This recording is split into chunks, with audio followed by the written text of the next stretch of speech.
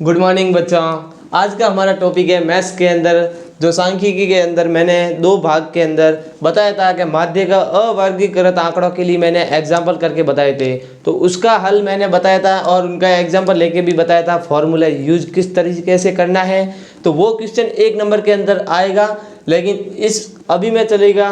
तो इसके अंदर माध्य के अंदर जो आंकड़े हैं वो वर्गीकृत आंकड़ों के अंतर्गत बताए गए हैं। वर्गीकृत आंकड़े भी 3 प्रकार के होते थे जो कि फर्स्ट भाग के अंदर मैंने आपको बताए थे।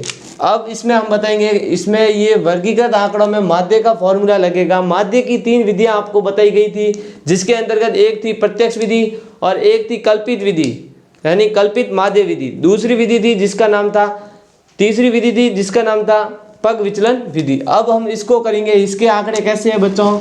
10, 20, 36, 40, 50, 56 और 60। इसके आंकड़े एकदम फिक्स है। तो इसमें कौन सी विधि यूज करेंगे? इसमें प्रत्यक्ष विधि से। ये क्वेश्चन हम प्रत्यक्ष विधि से हल करेंगे, जबकि इस क्वेश्चन को अब हम प्रत्यक्ष विधि से हल करने जा रहे हैं। तो इस क्वेश्चन को पढ़ लेते हैं।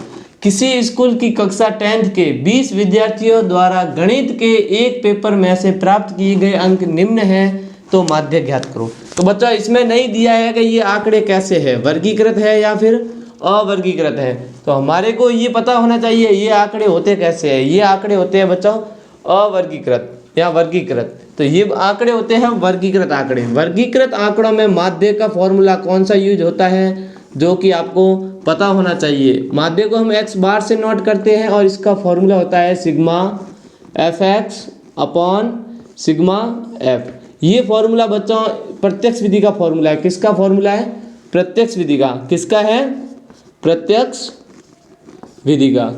तो हम क्वेश्चन को किस विधि से हल कर रहे हैं? प्रत्यक्ष विधि से हल कर रहे हैं। प्रत्यक्ष विधि से माध्य ज्ञात कर रहे हैं सिग्मा fx सूत्र से। तो अब इस सारणी के माध्यम से हम जो अब एक सारणी बनेगी उस सारणी से इनका हल निकलेगा। ये होता है x, जिसको हम प्राप्तांक का कहते हैं।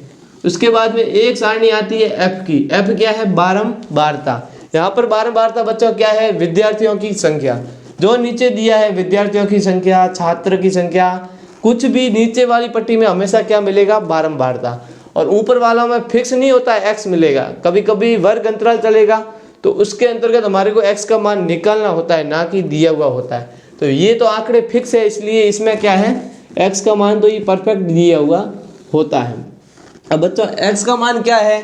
तो इसके अंतर्गत हमारे को ये सारणी में लिखना है 10, 20, 36, 40, 50, 56 और 60।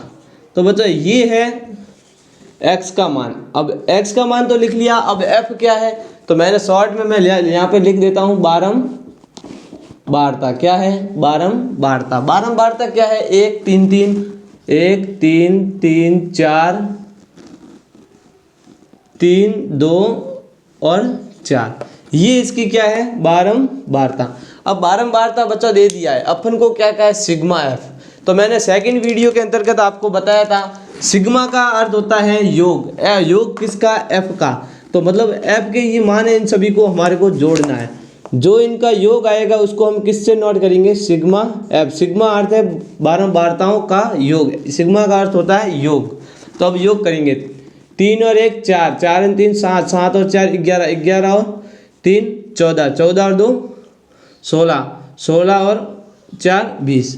तो सिग्मा f का मान कितना आया? 20। सिग्मा f मतलब बारंबारताओं का योग हमारे को कितना मिला?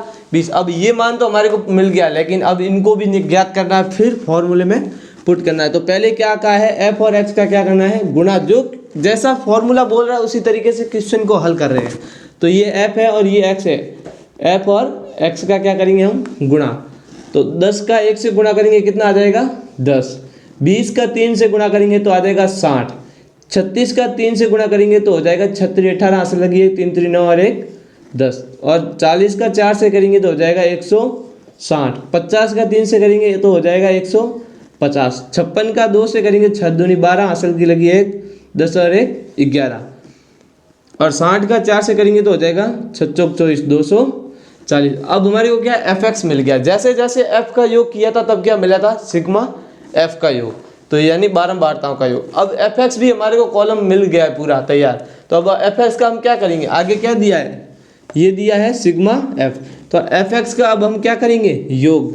तो इसको भी हम किससे नोट करेंगे, सिग्मा एफ एक्स, जो कितना होगा 60 और 10 70, 70 और 108, और इसको जोड़ो 160, और इसके बाद 150 को जोड़ो, और 112 को जोड़ो, और 240 को जोड़ो। तो बच्चों इनको हम जोड़ेंगे तो इसका टोटलिंग हमारे को मिल जाएगा 840। इन सभी को आप कैलकुलेट से या फिर मोबाइल से जोड़ के एक बार देख लेना, तो इनका योग कितना मिल जाएगा 840 मिल जाएगा, जो कि क्या है सिग्मा एफ एक्स। अब हमारे को सिग्मा एफ एक्स भी मिल गया और सिग्मा एफ भी मिल गया है। तो अब हम इस फॉर्मूले की सहायता से इस क्वेश्चन का मान इसमें पुट करेंगे और इसका हल निकालेंगे। किस विधि से बच्चों, प्रत्यक्ष विधि से। तो x बार क्या ज्ञात करना है, माध्य।